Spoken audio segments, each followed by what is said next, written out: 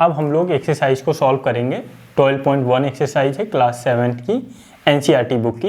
पहला क्वेश्चन दिया गया है, get the expressions in the following cases using variable constants and arithmetic operations. अब यहाँ पर बच्चों आपके सामने जो लिखा हुआ है बस उसको एक्सप्रेशंस की फॉर्म में लिखना है। सबसे पहले यहाँ पे क्वेश्चन देखेंगे हम लोग, लिखा हुआ है subtraction of Z from Y. कह रहे हैं कि वाई से जेड को सब्ट्रैक्ट करना है।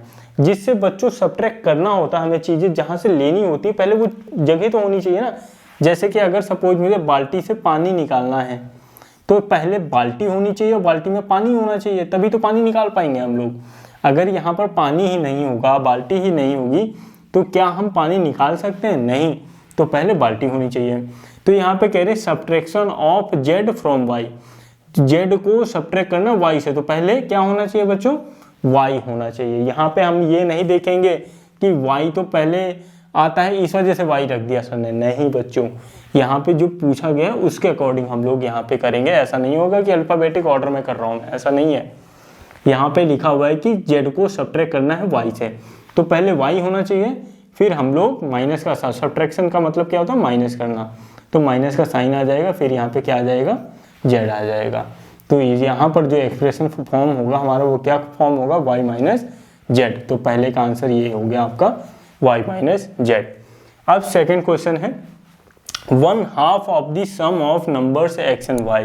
आप कह रहे हैं कि 1/2 of the sum of numbers x and y, कह रहे हैं कि x एंड y का सम करना है, x और y को प्लस करना देना है, और फिर कह रहे हैं कि 1/2 का मतलब क्या होता है? इन दोनों का हाफ, सिंपल सा। तो 2 से डिवाइड कर देंगे तो क्या हो जाएगा इनका? 1/2। अब यहाँ पर देखेंगे हम लोग थर्ड क्वेश्चन क्या है, the number z multiplied by itself.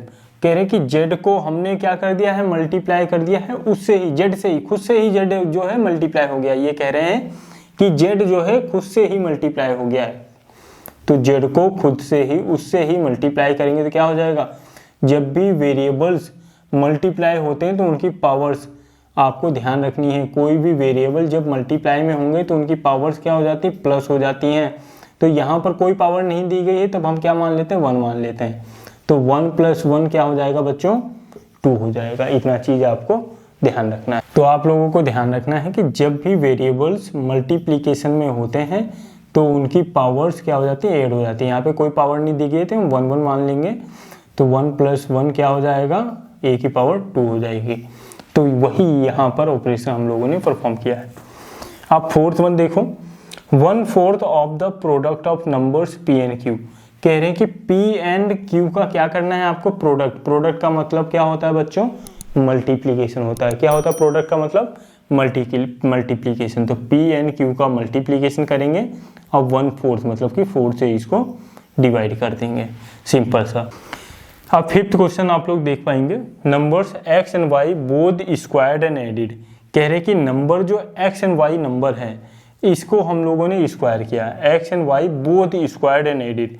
x का भी स्क्वायर किया कह रहे हैं और y का भी स्क्वायर किया और उनको ऐड कर दिया, मतलब कि प्लस का साइन लगा देंगे और दोनों नंबर्स ऐड हो जाएंगे। तो बहुत आसान है ये। इनको जो लिखा हुआ है उसको ही बस क्या करना है? एक्सप्रेशन की फॉर्म में लिखना है। x का भी कह रहे थे स्क्वायर करना है, y का भी स्क्वायर करना है, फिर ऐड कर देना है, तो सिंपल सा प्लस कर दिया उनको। तो इस तरीके से आप इनको जो है सॉल्व कर पाएंगे। बहुत आसान है, बिल्कुल भी इनमें आप लोगों को डिफिकल्टी नहीं होनी चाहिए। और इस तरीके से हम लोगों ने एक्सरसाइज 12.1 का पहला क्वेश्चन सॉल्व किया है।